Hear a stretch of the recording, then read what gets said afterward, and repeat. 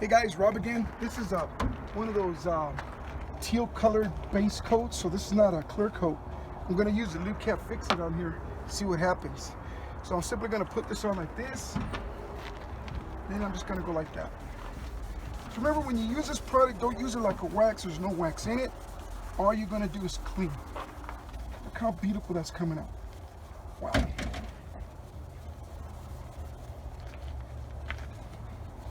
Holy smokes.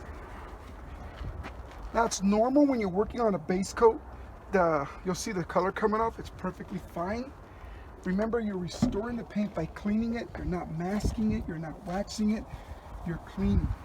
I'm going to go back and forth. No circles. Look how beautiful that's coming out. Wow.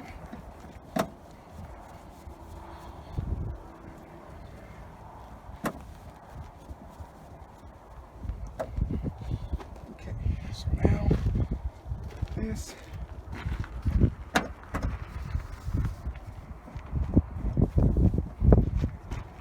Ta-da! Get from this angle, like right here. Get the angle. Do you see it? How long are we in? Minute 24 seconds.